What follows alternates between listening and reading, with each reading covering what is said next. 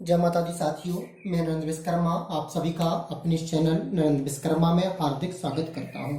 आज मैं आपको प्राथमिक शिक्षा की भर्ती परीक्षा के लिए गणित विषय से संबंधित गणित शिक्षण शास्त्र में शैक्षणिक सहायक सामग्री का निर्माण किस प्रकार होता है और इसका उपयोग किस लिए किया जाता है। तो सबसे पहले शैक्षणिक सहायक सामग्री में मैं आपको गणित क्लब की जानकारी दूंगा। जो शैक्षणिक सहायक सामग्री है गणित में मुख्य रूप से 5 होती हैं। कितनी होती हैं? 5। पहली जो शैक्षणिक सहायक सामग्री है यह है गणित क्लब, इसके बाद है गणित मेला, फिर चार्ट, फिर मॉडल और लास्ट में है वास्तविक वस्तुएं। तो जो गणित क्लब है यह एक पाठ्य सहगामी क्रिया है। यह कैसी क्रिया है? पाठ्य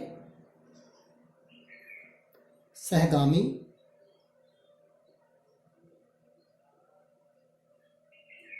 क्रिया। यह एक पाठ सहगामी क्रिया है जो जब किसी भी कोई भी छात्र उसकी जो अंदर की विशेषता होती हैं वह कक्षा में व्यक्त नहीं हो पाती हैं तब गणित क्लब का प्रयोग किया जाता है। एक बार और इसे अच्छे समझाने का प्रयास करते हैं। गणित क्लब एक पाठ सहगामी क्रिया है। इसके माध्यम से छात्रों में आत्मविश्वास उत्पन्न होता है। किसका विकास होता है? आत्मविश्वास का। प्रत्येक छात्र में कुछ ना कुछ विशेषता होती है। कोई भी इंसान हो, कोई भी छात्र हो, कोई भी व्यक्ति हो, प्रत्येक छात्र के अंदर कुछ ना कुछ विशेषता होती है। चाहे वो पढ़ाई के क्षेत्र में हो, चाहे वो संगीत के क्षेत्र में हो, चाहे खेल के क्षेत्र में हो, चाहे नाटक के क्षेत्र में हो, चाहे किसी भी क्षेत्र में हो। ऐसा कोई व्यक्ति नहीं है जिसके अंतर्गत किसी क्षेत्र में विशेषता ना हो, बशर्ते उस विशेषता को उसे पहचानने की आवश्यकता होती है। जब कोई भी इंसान अपनी विशेषता को पहचान लेता है तो वह कुछ अलग से कर दिखाता है। तो गणित क्लब एक पाठ सहगामी क्रिया है। इसके माध्यम से छात्रों में आत्मविश्वास उत्पन्न होता है। प्रत्येक छात्र में कुछ ना कुछ विशेषताएं होती हैं जिन्हें वह कक्षा में व्यक्त नहीं कर पाता है, किंतु जैसे ही वह गणित क्लब में जाता है, गणित क्लब में पहुंचता है और वह वहां पर अनौपचारिक माध्यम से, माध्यम 2 प्रकार के होते हैं, औपचारिक और अनौपचारिक। तो औपचारिक माध्यम होता है स्कूल, एक ऐसा स्थान है जहाँ पर निश्चित पाठ्यक्रम में, निश्चित समय में और एक निश्चित स्थान में शिक्षण कराया जाता है। तो औपचारिक माध्यम होता है। अनौपचारिक माध्यम होता है जिसमें प्रत्येक इंसान, प्रत्येक छात्र हर कहीं चलते, उठते, सोते, बैठते सीखता है। वह अनौपचारिक माध्यम होता है। तो जब छात्र औपचारिक माध्यम में पहुंचता है तो उसके अंदर की जो विशेषता होती हैं वह वहां पर गणित क्लब जैसे स्थानों पर निकल आती हैं, व्यक्त होती हैं। तो शिक्षक वहां पर उन विशेषताओं को इंगित करता है, देखता है और उन विशेषताओं को सही दिशा प्रदान करता है। तो गणित क्लब एक बार और देखते हैं। गणित क्लब एक पाठ्य सहगामी क्रिया है। यहाँ से वेरी मोस्ट ऑब्जेक्ट बन चुका है कि गणित क्लब कैसी क्रिया है? तो पाठ्य सहगामी क्रिया है। इसके द्वारा छात्रों में आत्मविश्वास उत्पन्न होता है या पैदा होता है। प्रत्येक इंसान के अंदर, प्रत्येक छात्र के अंदर कुछ ना कुछ विशेषताएं होती हैं, किंतु वह कक्षा के वातावरण में उन विशेषताओं को व्यक्त नहीं कर पाता है। जैसे हम उस छात्र को गणित क्लब में ले जाते हैं, अनौपचारिक वातावरण जैसे उसे मिलता है तो उसके अंदर की क्रियाएं व्यक्त हो जाती हैं और जो शिक्षक होता है उन क्रिया को क्या कर लेता है? वह नोटिस करता है। तो यह था आपका गणित क्लब। अब देखते हैं गणित मेला। जिस प्रकार आपने विज्ञान मेला सुना होगा, आज मैं आपको गणित मेला सुनाता हूं।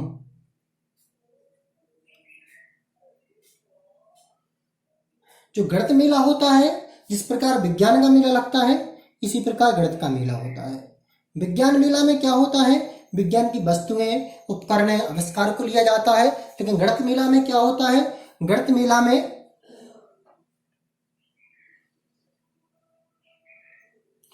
के मेला में छात्र मॉडल,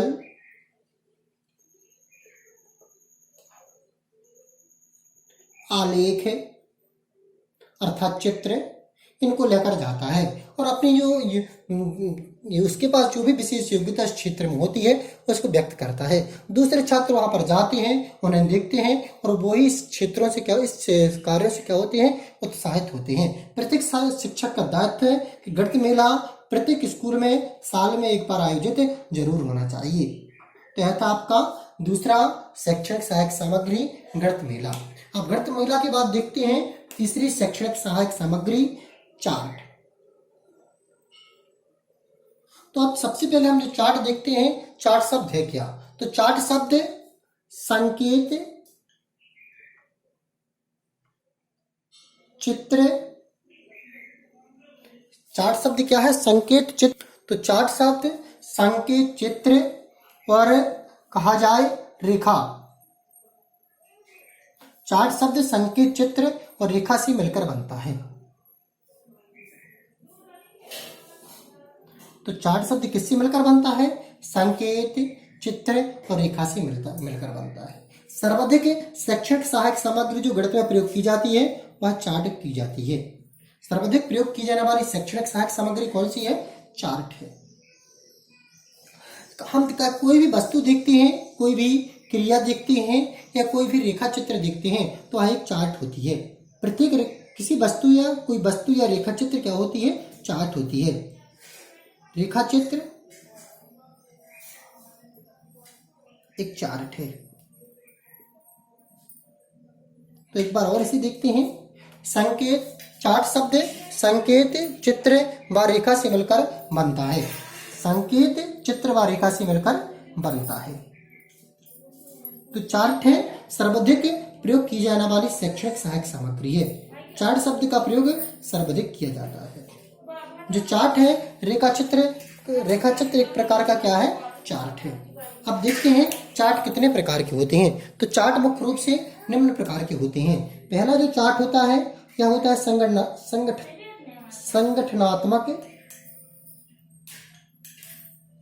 चार्ट। अब संगठनात्मक चार्ट में किसका अध्ययन करते हैं? संगठन का। किसका अध्ययन किया जाता है संगठनात्मक चार्ट में? संगठन का। दूसरा चार्ट होता है आपका पिक्टोरियल चार्ट। दूसरा चार्ट कौन सा है? Pictorial chart. तो पिक्टोरियल चार्ट को चित्र के माध्यम से समझाया जाता है। किसके माध्यम से समझाया जाता है? चित्र के माध्यम से। इसके बाद अगला चार्ट होता है वह है प्रवाह चार्ट। तो प्रवाह चार्ट में कंप्यूटर प्रोग्राम को समझाया जाता है। कंप्यूटर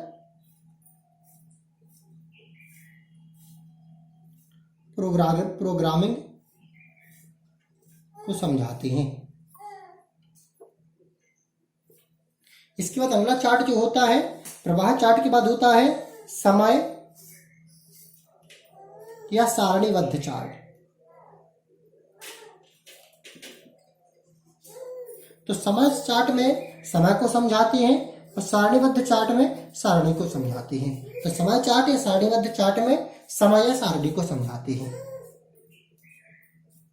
इसके बाद अगला चार्ट होता है बार चार्ट। तो बार चार्ट में गणित के आंकड़ों को समझाया जाता है। गणित के आंकड़ों। तो चार्ट मैंने आपको कितने प्रकार के बताए? 5 प्रकार के। पहला चार्ट मैंने आपको बताया था संगठनात्मक। संगठनात्मक चार्ट में संगठन को समझाते हैं। दूसरा चार्ट है पिक्टोरियल जिसमें चित्र को समझाते हैं। तीसरा चार्ट है प्रवाह चार्ट जिसमें कंप्यूटर प्रोग्रामिंग को समझाते हैं। चौथा चार्ट है समय सारणीबद्ध चार्ट जिसमें समय या सारणी को समझाते हैं। पांचवा चार्ट है बार चार्ट जिसमें गणित के आंकड़ों को समझाया जाता है। तो अगली शैक्षणिक सहायक सामग्री में क्रिया है। सहायक सामग्री क्रिया है मॉडल या फिर हम कह सकते हैं प्रतिमान। अब मॉडल या प्रतिमान है क्या? देखिए हम आपको बताते हैं या सुने आप अच्छी तरह से। कोई भी गणित से संबंधित सामग्री है जैसे त्रिभुज है तो त्रिभुज के हम उसे वास्तविक रूप में यदि व्यक्त नहीं कर सकते हैं या वृत्त है, गोला है, इन आकृतियों को हम वास्तविक रूप से व्यक्त नहीं कर पाते हैं या हम नहीं कर पाते हैं तो इनके एक प्रतिमान या हम कह सकते हैं कि रूप मिलते हैं, प्रतिरूप मिलते हैं। चित्र के गोला के लिए हम किसी गेंद का प्रयोग कर लेते हैं। वृत्त के लिए हम चक्का का प्रयोग कर लेते हैं। त्रिभुज के लिए त्रिभुज के प्रतिरूप का प्रयोग कर लेते हैं। तो इन प्रतिरूपों का प्रयोग करना ही कहलाता है मॉडल या प्रतिमान। तो मॉडल या प्रतिमान का प्रयोग द्विविमीय और त्रिविमीय वस्तुओं को समझने के लिए किया जाता है, जिसे 2D और 3D वस्तु कहते हैं। जो 2D वस्तु कहलाती हैं वह होती हैं जिसमें लंबाई प्लस चौड़ाई हो, तो वह कहलाती है 2D वस्तुएं। और जो 3D वस्तुएं होती हैं इसमें लंबाई होती है, चौड़ाई होती है व ऊंचाई होती है। अर्थात जैसे हमने एक आयत लिया, तो आयत है ये आपका, तो इसमें आयत में क्या होगा, लंबाई होगी और क्या होगा, चौड़ाई होगी। तो यह कैसी आकृति है, द्विविमीय या 2D आकृति है। और जो आपकी 3D आकृति होती है उसमें लंबाई होती है, चौड़ाई होती है और ऊंचाई होती है। तो जैसे हम घन लें, क्या लें हम, घन, हमने घन लिया। अब हमें घन को समझाना तो स्कूल में क्या ले सकते हैं, एक माचिस की डिब्बी ले सकते हैं, और माचिस की डिब्बी के माध्यम से हम घन या घनाभ को समझा सकते हैं। या फिर कोई भी इससे संबंधित अपर रूप इसका ले सकते हैं। तो इसमें लंबाई भी होती है, चौड़ाई भी होती है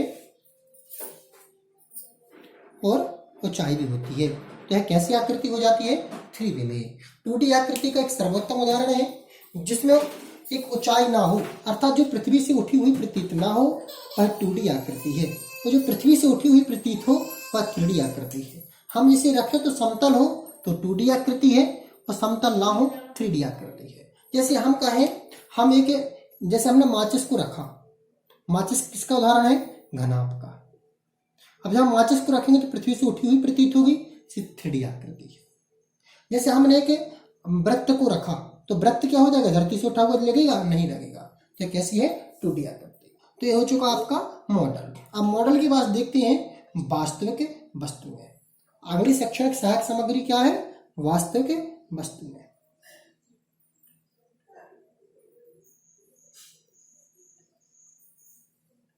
जो वास्तविक वस्तुएं हैं वह गणित की ऐसी शैक्षणिक सहायक सामग्री है जिनका प्रयोग छात्रों को हम दिखाकर कर सकते हैं, अर्थात वास्तविकता में बताकर कर सकते हैं।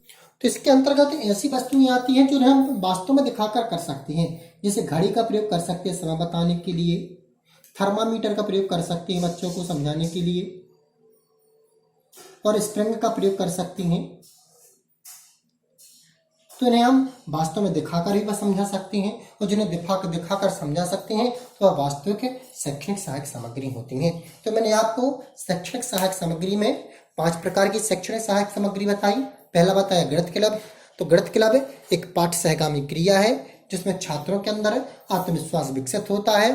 प्रत्येक छात्र में कुछ ना कुछ विशेषता होती हैं जिन्हें वह सभी के सामने स्कूल में कक्षा में व्यक्त नहीं कर पाता है। जैसे वह गणित क्लब अनौपचारिक माध्यम में पहुंचता है तो उसके अंदर की यह प्रतिक्रिया व्यक्त हो जाती है, और जिन्हें शिक्षक देखकर सही दिशा प्रदान करता है। दूसरी शैक्षणिक सहायक सामग्री बताई थी गणित मेला। जिस प्रकार विज्ञान का मेला लगता है इसी प्रकार गणित का मेला होता है। गणित के मेला में मॉडल, रेखा चित्र रखे जाते हैं। प्रत्येक शिक्षक का दायित्व हो कि गणित मेला साल में एक बार अवश्य लगना चाहिए। इसके बाद मैंने आपको बताया चार्ट। चार्ट जो होती है, चार्ट एक आपका संकेत, चित्र व रेखा से मिलकर बना हुआ एक शब्द है। इसके अंतर्गत कह सकते हैं कि रेखा चित्र एक प्रकार का चार्ट है। चार्ट मुख्य रूप से 5 प्रकार के होते हैं। पहला चार्ट होता है संगठनात्मक। संगठनात्मक चार्ट में संगठन को समझाते हैं। पिक्टोरियल में चित्र को समझाते हैं। प्रवाह चार्ट में कंप्यूटर प्रोग्राम को समझाते हैं। और इसके बाद आता है बार चार्ट में गणितीय आंकड़ों को समझाते हैं। फिर इसके बाद होता है समय या सारणीबद्ध चार्ट। तो समय में समय को, सारणीबद्ध में सारणी को समझाते हैं। फिर इसके बाद अगली शैक्षणिक सहायक सामग्री होती है मॉडल। मॉडल में क्या होता है, किसी वस्तु जिसे हम वास्तविकता छात्र को नहीं दिखा सकते तो उसका एक अपर रूप लाकर दिखाते हैं, वो कहलाता है मॉडल। जैसे हम घनाभ 2D 3D आकृति का प्रयोग करते हैं। वास्तविक वस्तुएं, तो वास्तविक वस्तुएं वे वस्तुएं होती हैं जिन्हें हम छात्रों के सामने लेकर व्यक्त करते हैं और समझा सकते हैं। जैसे हम घड़ी वहाँ पर लगी स्कूल में होती, प्रत्येक स्कूल में, तो घड़ी को दिखाकर छात्रों को समझाते हैं कि बच्चों देखो ये कांटा यहाँ पर पहुँच चुका, तो ये इतना बच चुका। लेकिन यदि हम मॉडल के रूप में यूज करेंगे तो मॉडल के रूप में हम यूज करेंगे तो इस प्रकार घड़ी बनाएंगे तो क्या कहलाएगी, जाएगी, उसका मॉडल कहलाया जाएगा। और वास्तविकता में प्रयोग करेंगे तो वास्तविक वस्तुएं कहलाएंगी। तो यह थी शैक्षणिक सहायक सामग्री का संपूर्ण वर्णन। यदि आपको एक वीडियो अच्छा लगा हो तो इस वीडियो को लाइक करें, चैनल को सब्सक्राइब करें, क्योंकि मेरे द्वारा इसी प्रकार की जानकारी आपको प्रतिदिन प्रोवाइड की जाती है। जय माता दी साथियों।